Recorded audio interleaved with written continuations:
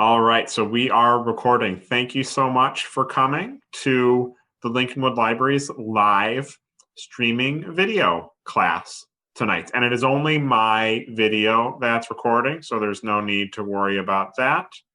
You can put questions in the chat, and I will turn off the recording at the end of the class to do kind of a more informal question and answer. So here we go.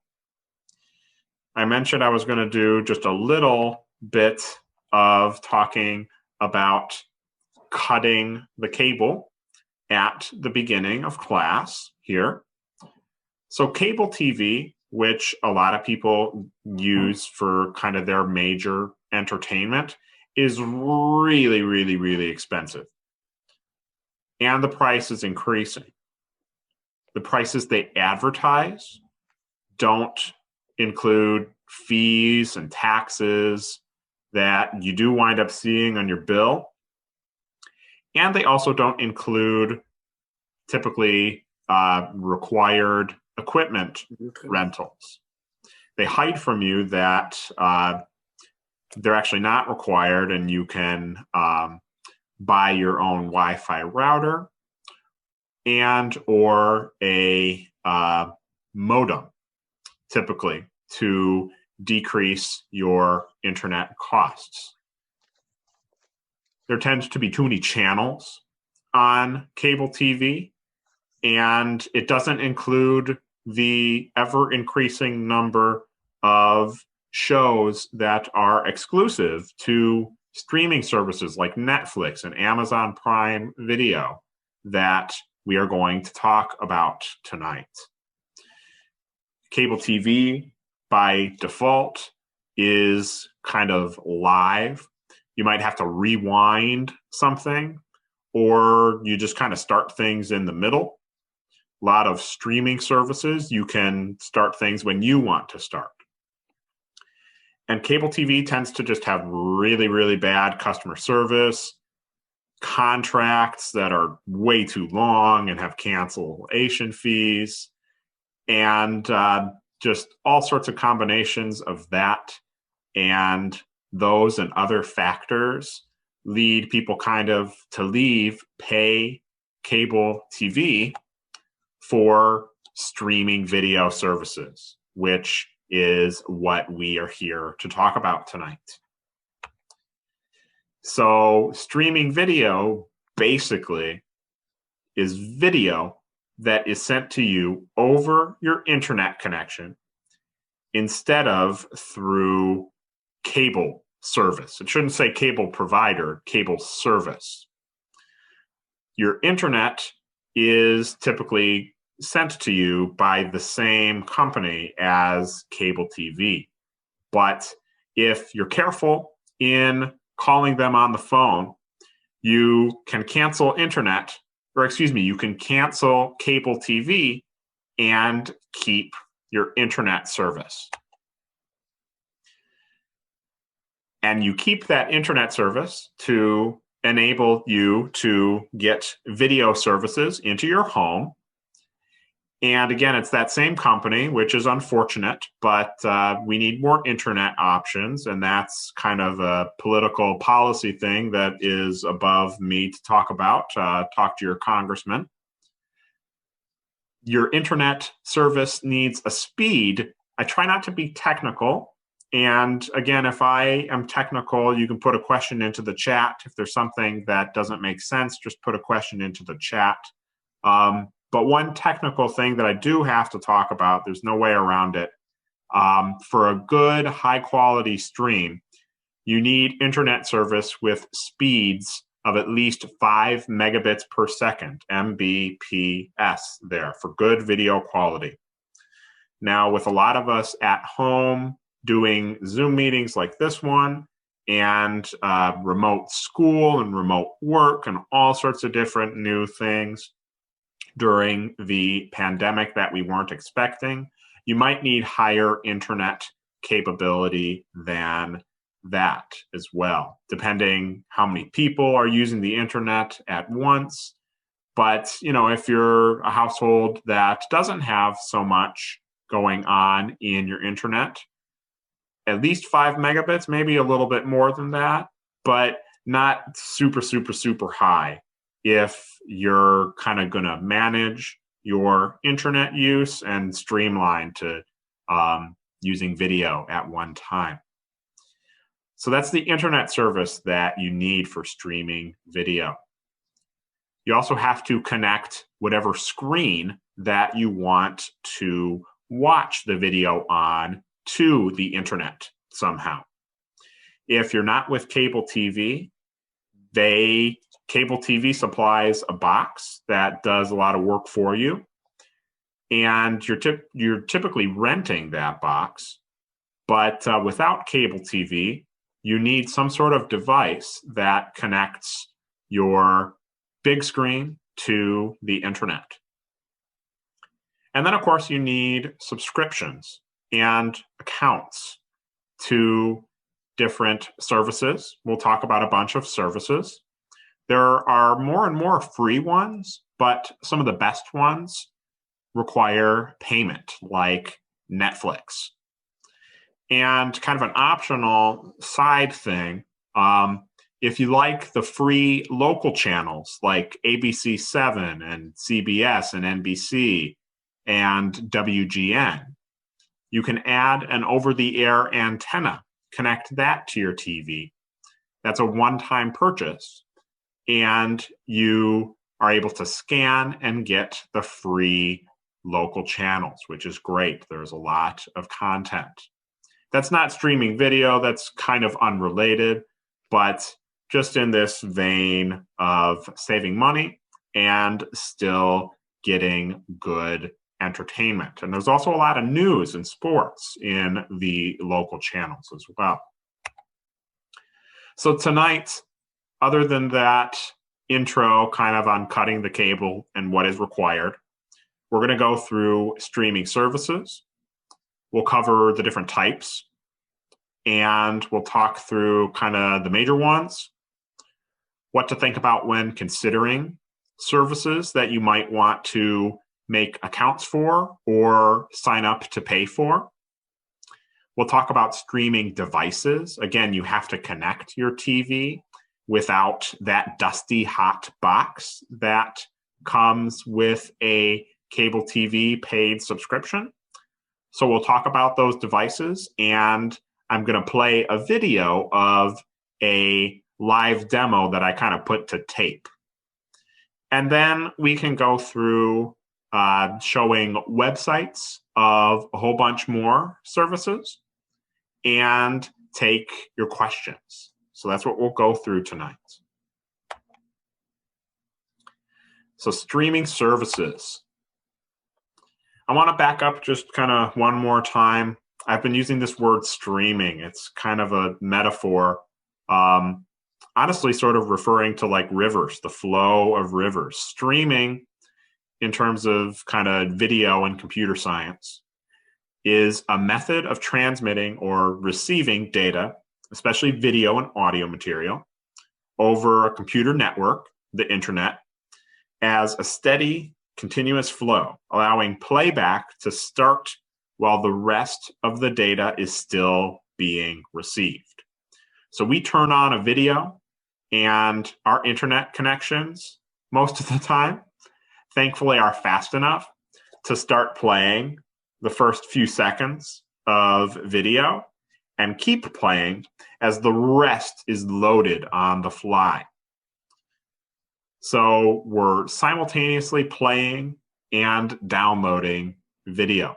We're receiving and playing the data, video, from whichever service we have requested it from. And it's important to note,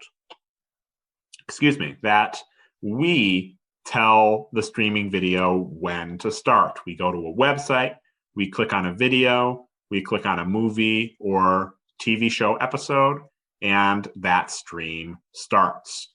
There are live TV services as well, which we'll talk about some, but we tell them when we want to access a certain channel. So that's still streaming. So now I put this together. These are the logos of a whole bunch of different streaming services. And this is not even close to all of the streaming services that are available. I picked these ones, and I'm going to talk through most of them briefly here. But I picked these ones as good examples, just to kind of show you different categories and types of streaming services. So I'm going to go kind of from the upper left to the lower right. So Netflix, of course, is a huge service. They are on demand. They have tons of movies and TV shows. They're kind of the gold standard that everybody knows. Disney Plus has lots of the Disney princess movies and Pixar, Star Wars content, Marvel superhero movies, and they have been very, very popular. Amazon Prime Video both licenses their content that they allow you to stream from other video providers, and they also create their own original content. Apple TV Plus only produces and airs their own original content, although a lot of it has been very highly rated. Hulu is very interesting. We'll go through it more, but it has both an on-demand model like Netflix and Disney Plus and Amazon Prime and Apple TV. And Hulu also has a live package where you can kind of tune in to a channel and just randomly see what is airing. HBO Max features kind of HBO's premium content, Game of Thrones and Westworld and Chernobyl, all sorts of great documentaries. A lot of times, the decisions we make now can be based just specifically on the original content. YouTube TV is a live TV service that has a lot of great sports coverage. Peacock is a fairly new service that is kind of hybrid. They have a free package with advertisements and paid packages. It, I believe, is NBC that owns that. It's a really funny name. Paramount Plus is the rebrand of CBS All Access. It has what they say a mountain of entertainment. Basically, CBS's entire library, the old Hawaii Five-0, the new Hawaii Five-0, Gilligan's Island, all their new Star Trek originals. So it's a big library. Sling TV is a live TV service. They have a couple different packages with different groups of channels. Hbo TV is another live service with great coverage of sports in their live channels. We'll go through today 2 streaming services that you can use with your Lincolnwood library card, which are Kanopy, which kind of focuses on independent and international and award-winning films, and Hoopla, which has movies and TV shows, and also ebooks and e-audiobooks and music and comics. Philo TV is actually kind of the opposite of Hbo TV. Philo TV has no sports, if you're not a sports fan. AT&T TV used to be called Direct TV, and I include it because sometimes streaming services don't do so well. This is really one that does not have a very good reputation. Not all of these are perfect, and sometimes we may choose to cancel something or to not subscribe to something because we haven't heard good things about it, and I have not heard good things about AT&T TV. Espn Plus focuses specifically on sports, and I believe it's $4.99 a month. Discovery Plus is really new. They have a lot of great content. There's a lot of these smaller services where if you really love one channel, you can pay just for it. But the prices for those channels tend to be higher than if it might be kind of bundled together. You might be able to get ESPN in Hulu's live TV service, but you could also pay for a version of it on its own. There are streaming services for most of the major sports leagues. NBA League Pass is just one option, but there's for NHL and MLB as well. Vudu actually allows you, if you have DVDs, to kind of convert your certain DVDs to a digital edition.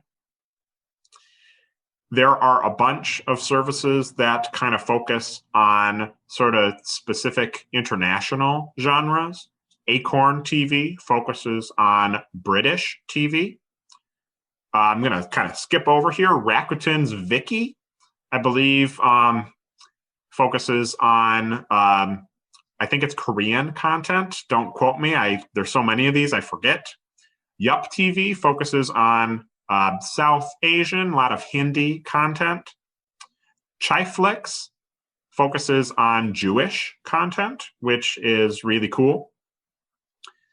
I skipped Crunchyroll, that focuses on anime.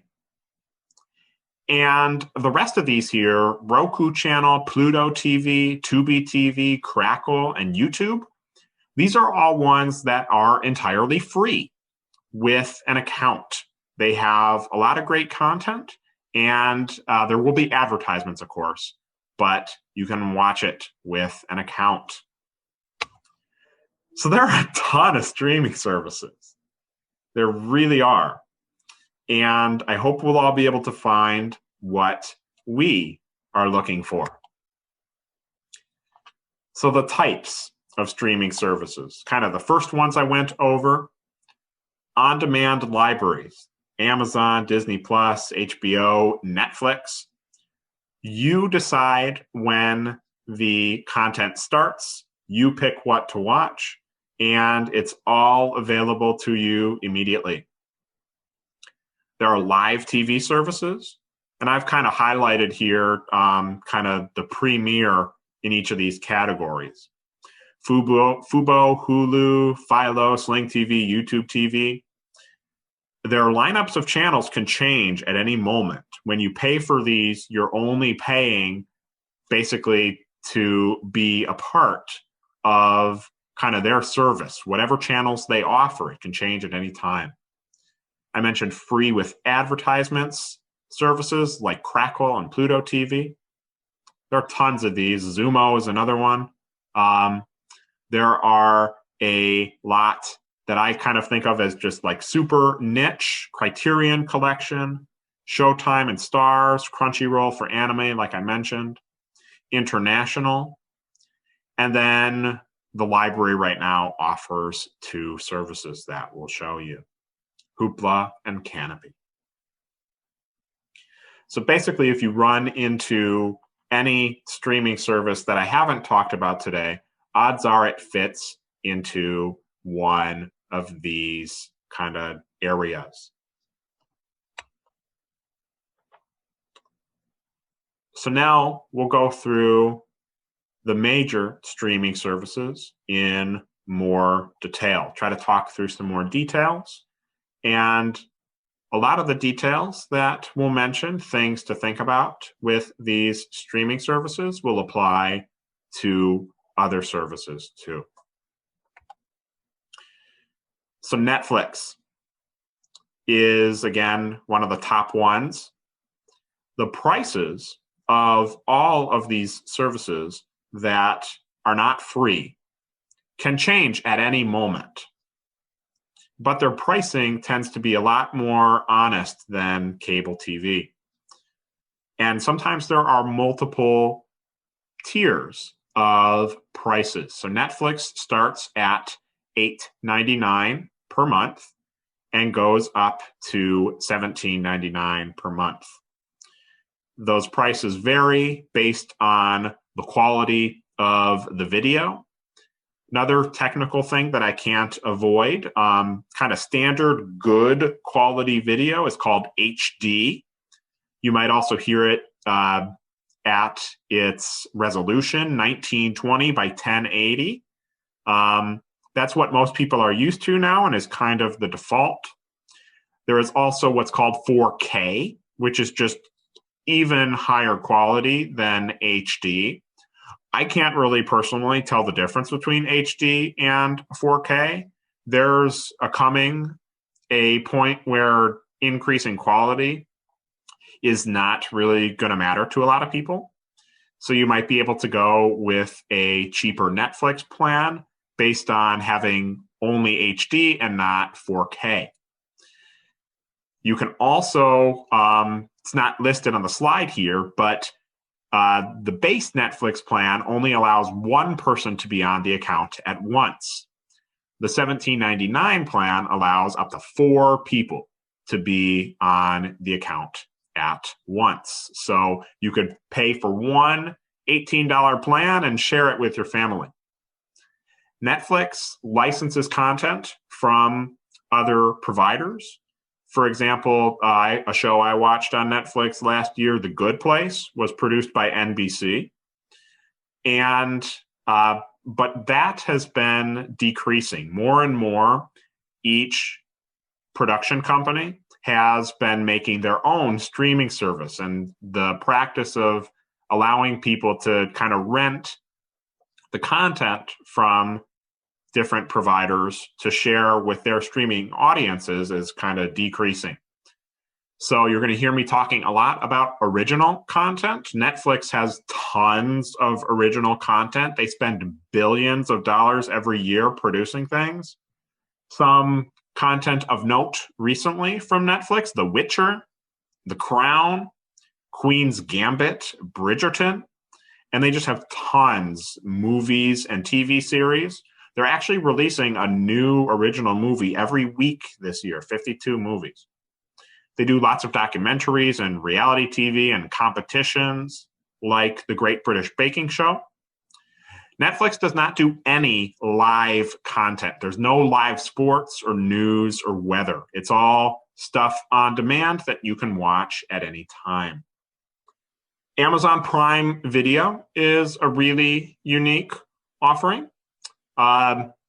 They kind of have a yearly package, $120, or you can pay $12.99 per month with 2-day shipping for the random things you buy from Amazon. Or you can pay only for Amazon Prime Video for $8.99 per month. They license content from providers, so they have kind of random movies. I think they have a lot of the Jack Reacher content.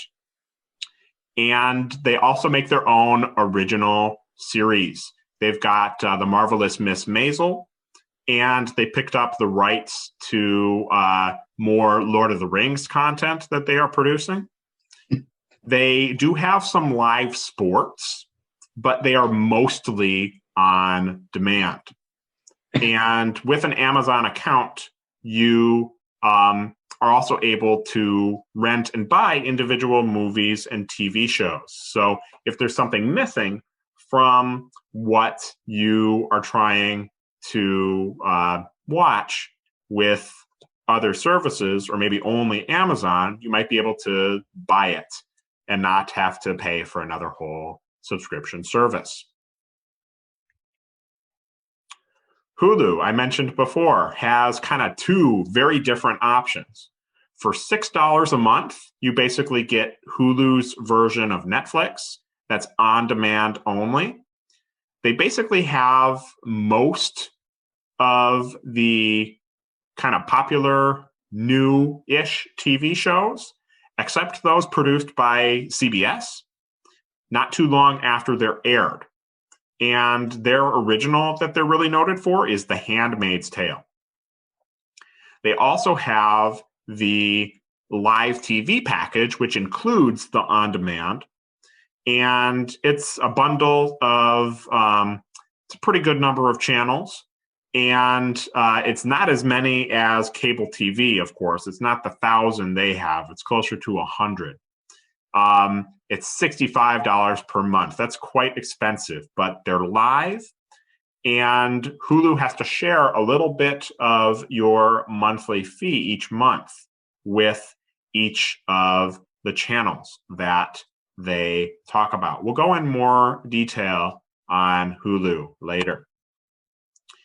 HBO Max came out pretty recently. They're $14.99 per month. And again, all of these prices, unfortunately, can change at any time. But unlike with cable TV, when the price of Netflix or Hulu Live TV or Apple TV or Amazon Prime Video, when the price of any of these changes, it's usually a gigantic news story. If you do a little searching for the names of services that you're interested in and maybe add the word price, you'll find news stories pertaining to their plans. Usually, unfortunately, it's to increase the price. But actually, Netflix has been pretty stable. A few of them have done a good job keeping the costs down. HBO Max has been pretty stable, $15 a month. It's entirely on demand. They have TV shows and movies, also documentaries. They are doing more of their movies. Instead of going to movie theaters, they're going to movie theaters and to streaming. They have a lot of originals. A lot of us are familiar probably with Game of Thrones, Westworld, the new Space Jam movie, and Dune, the fourth Matrix movie. Lots of really kind of premium content is on HBO. So, if you like the brand of content that they produce, kind of often gutsy and racy, you might think about paying directly for HBO Max. Disney Plus is kind of on the other end of the controversial spectrum. It's $7.99 per month or $79.99 per year. I personally don't like that. That's kind of a cable TV-ish contract, but they're basically giving you 2 months free for signing up for the whole year. It's a trade-off. It's on-demand content, no live content. Disney has been producing content for decades. They have a huge library, animated and live action content. Now, even though they own a ton of this content, they've chosen to not release some of their content that has now been deemed politically incorrect. And sometimes they have licensed some of their content out to others. But the vast majority of the content that Disney has created over the years is available on Disney Plus. Most of the Disney princess movies that you think of are available, so it's great for kids.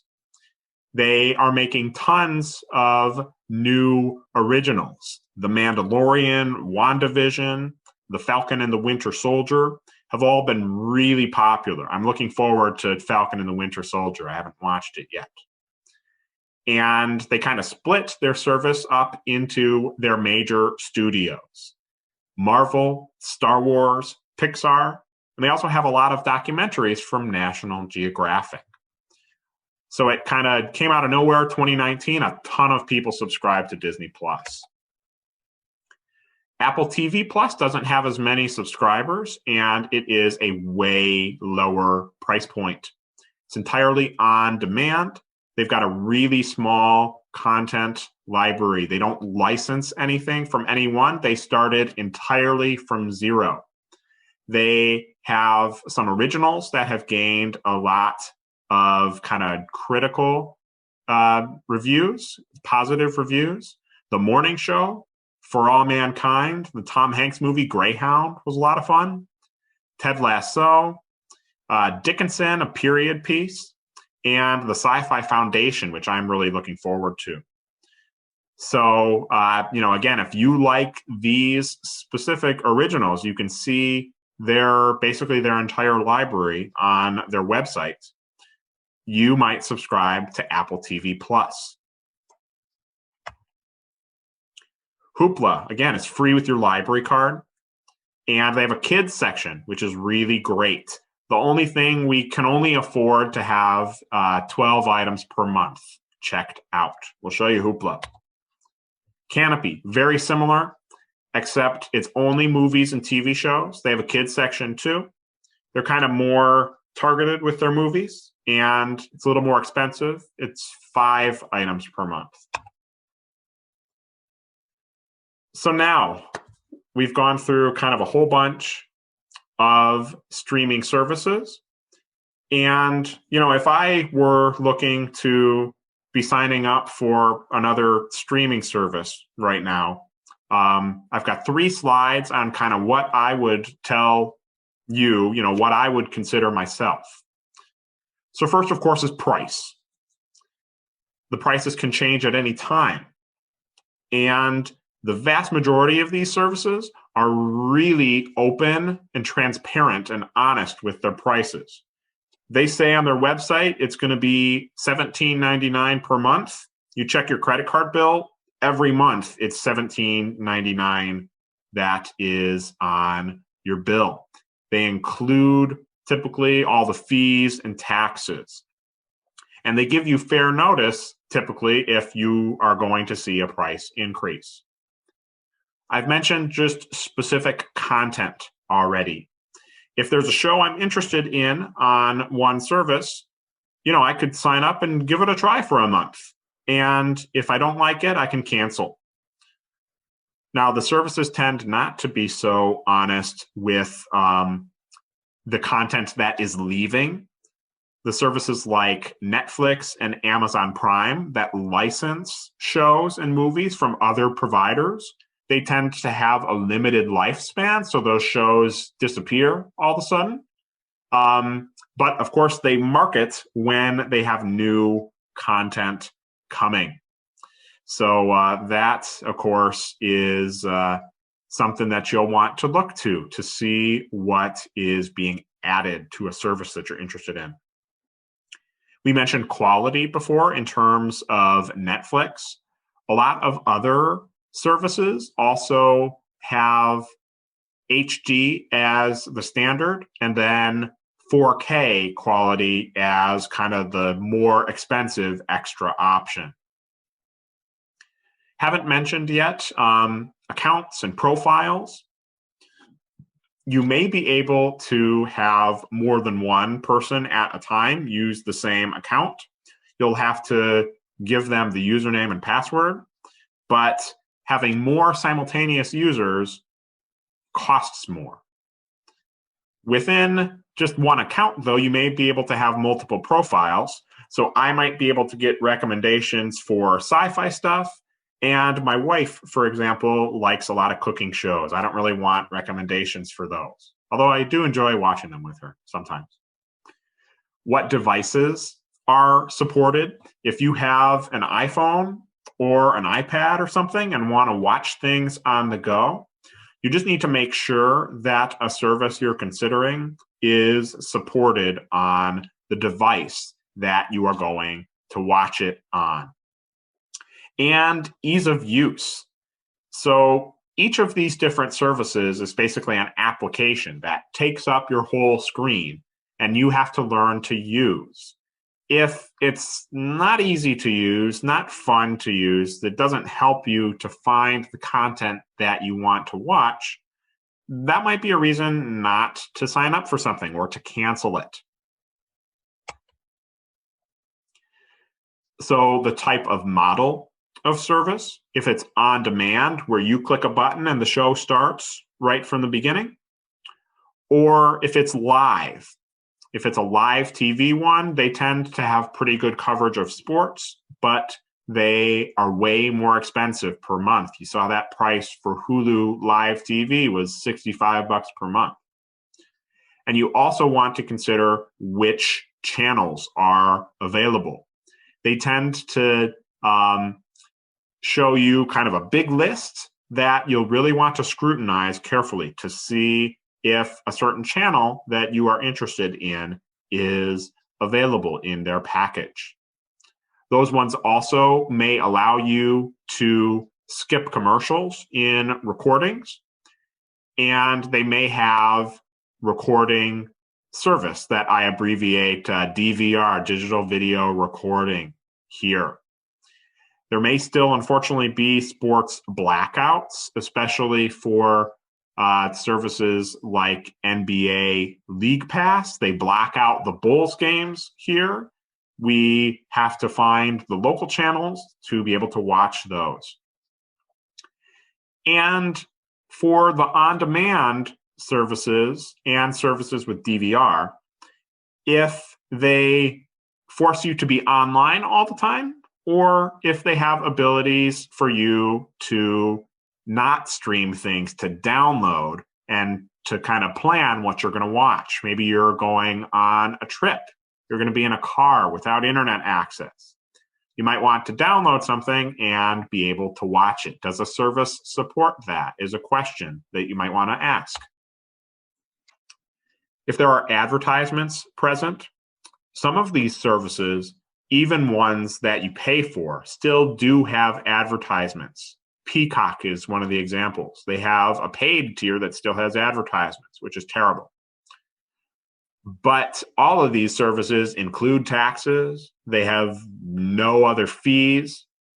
They're typically a monthly thing. So you could just decide, hey, next month I'm going to cancel. And they just have a website where you go and confirm and click a whole bunch of buttons. Might have to kind of find it. It might be a little tricky to find. But for streaming services, you can basically cancel any month, unless you're with one of these ones that is more of a contract or yearly model. We also, since these services allow you to just quit any month, you could switch between them. I've been seriously considering canceling Apple TV Plus, and with that $5 a month, I might join a different service instead, especially if they get rid of certain content that I'm interested in. Streaming over the internet gives us much more flexibility. We can pick what we're interested in. And I mentioned before, you can share passwords, and you can share with family and friends, but you do want it to be a unique password so they can't get into anything else of yours, and you'll want to trust them. And some of the services have special features. One example is Disney Plus, for example, has a group watch feature where even if you are like, I'm here and my dad lives in a different town, we could set up to watch at the same exact time and kind of have a little chat next to it. So certain services have unique features like that that you might think about when considering what to sign up for. Streaming devices is our next section here. So cable TV subscriptions include that hardware that gets the TV content from their cable network onto your TV. But if you've canceled cable TV, you need something. It's a one-time purchase that connects your TV to the internet and then sends the video content up onto the big screen for you. So here are some of the devices. Smart TVs are a great option. They include the TV and the internet connection in one device. You just have to connect them to your Wi-Fi internet once. Only downside of smart TVs is that they tend to spy on you, unfortunately. Since it's both the TV and the internet connection in one device, they can send back to the manufacturer what you are watching, and they can make advertising dollars on that. Roku is one of the simplest and cheapest devices. They have just a really simple interface. All of these basically are mini computers that connect to your TV, but Roku is really one of the simplest. My only critique of Roku, their remotes tend to eat batteries, which is unfortunate. but you can pop the back open and plug in another AA set.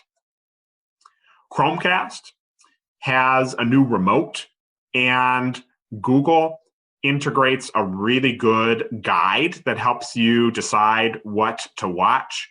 If you're like me and really indecisive, that can be really helpful to have recommendations. Amazon's Fire TV has great support of all the apps and is really fast. They have a lot of different devices at a lot of different prices. Roku also, they start out really, really cheap.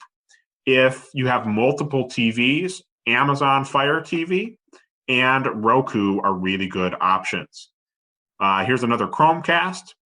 And Apple TV is the most expensive. But if you're a big Apple fan, you'll be really familiar and it'll probably be easy for you. Blu-ray players also tend to include applications. Their app selection isn't as good as some of the other devices, but it is a good potential option.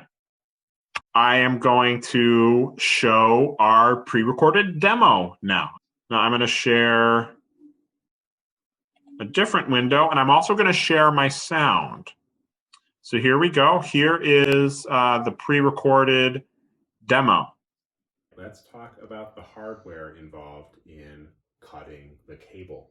So obviously you see here, you're not cutting physical wires, you're cutting the cable cord, your Comcast or other provider, the TV cable service. So you oftentimes are renting modems and Wi-Fi routers from those providers. You can purchase them and set them up yourself and dramatically reduce your cost. Sometimes it's $10 or $15 to rent those devices from the provider. They tend to be a little bit expensive devices up front, but once you purchase them, you get rid of that monthly rental fee and they will pay for themselves over usually about a year or two. We have other devices that we'll show you. We've got an Apple TV, a Blu-ray player, a Roku, and a Google Chromecast that we'll talk about. But first, of course, the TV. This is a standard 1080p HD TV. There are newer TVs that support 4K. Those would be more expensive. This is also not a smart TV. I'm not a fan of smart TVs myself. They connect directly to the internet and have a lot of the services like Netflix that we've talked about, but they also tend to spy on you. Smart TVs are very cheap, and the reason for that is because they are often collecting data for you about advertising and your viewing preferences. So we will start with Google Chromecast, which has been putting up this screensaver while I've been talking. Google Chromecast is this little device. It plugs in by HDMI and has a micro USB power cable. Except for its latest generation, which just came out pretty recently, it does not have a remote control. Instead, you control the Google Chromecast with another phone or tablet or other device that already has apps installed. So Google Chromecast does not require you to install apps on another thing. You use the apps you already have. So on this phone, I am going to open up YouTube and I'm going to pull up a random video and I play the video on my device. And in the video, I press a cast button and I've named this TV Upstairs Room TV. So I press that and then it connects to the device and it is playing the video over YouTube through the Google Chromecast. Now, while this is playing, I can use the phone for other things.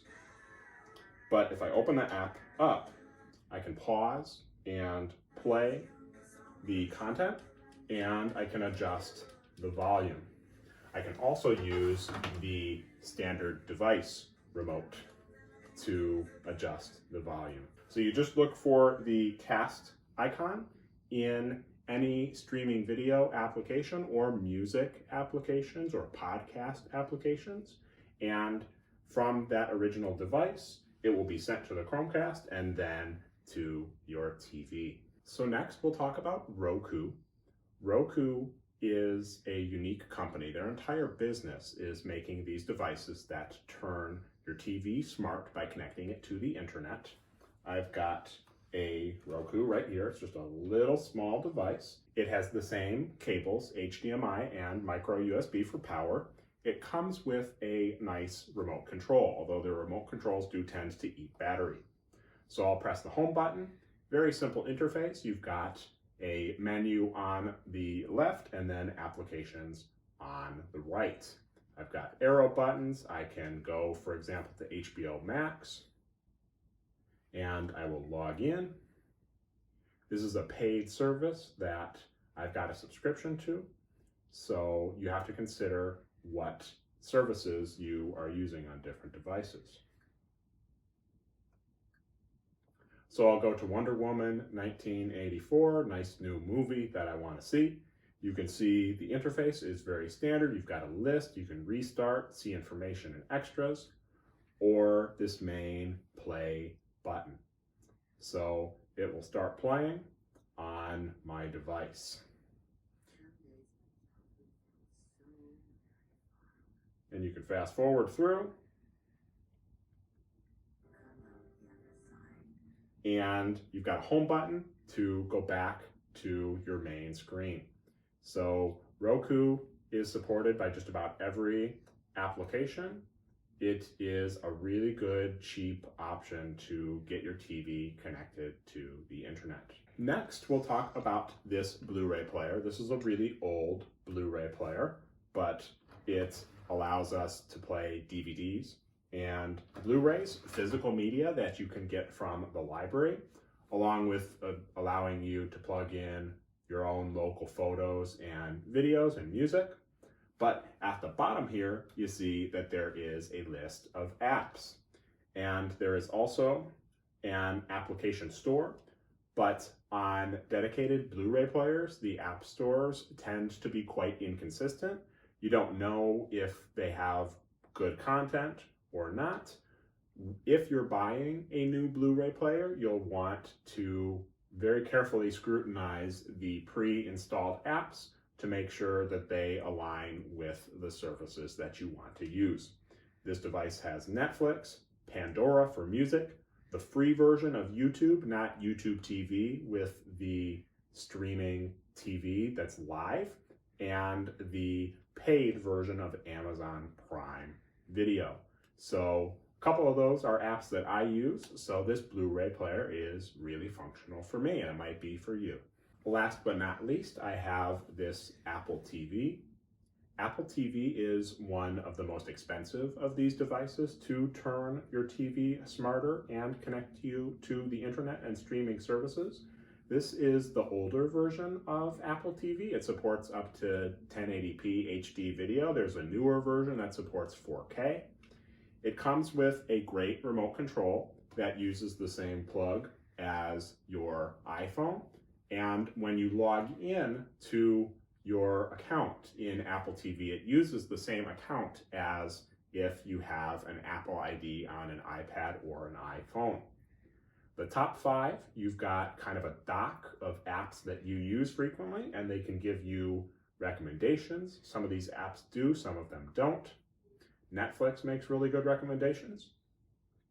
Unique among these devices, there are just random apps. For example, I have an app that allows me to turn my Apple TV into a fireplace, which is kind of fun.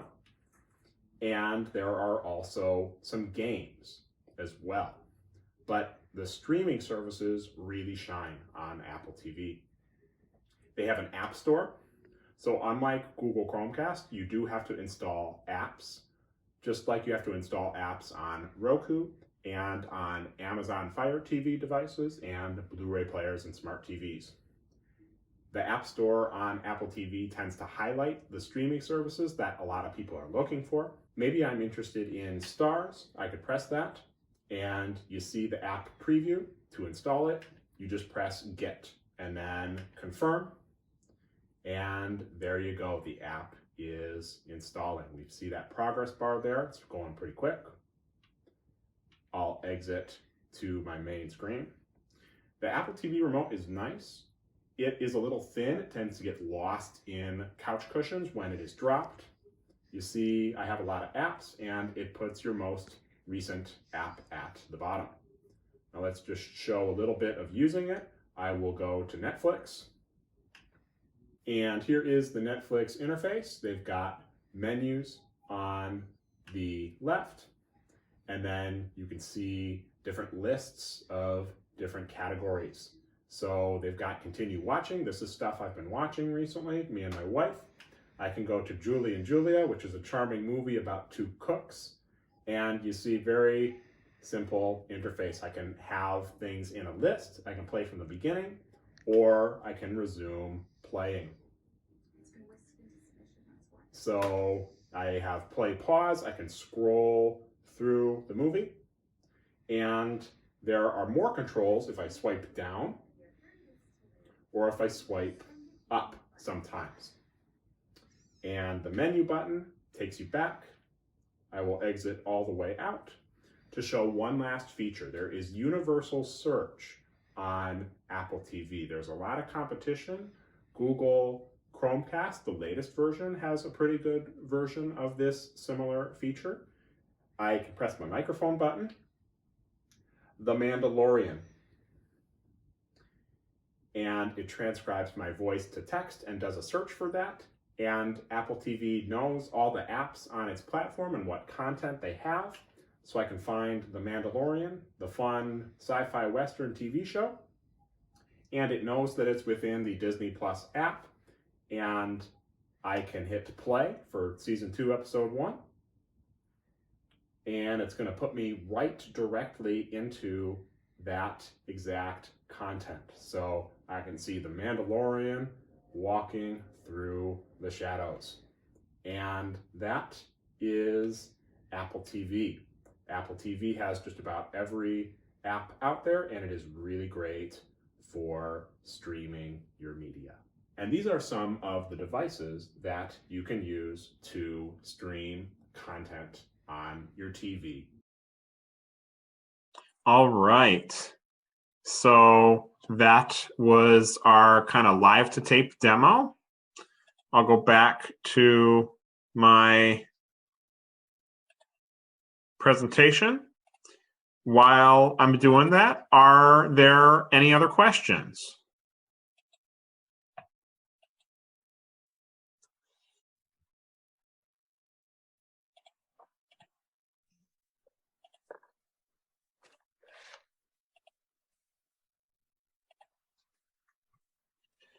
So I'll monitor the chat and just go through these again, summarize. Roku, really cheap. They have apps from basically everywhere. They call apps channels.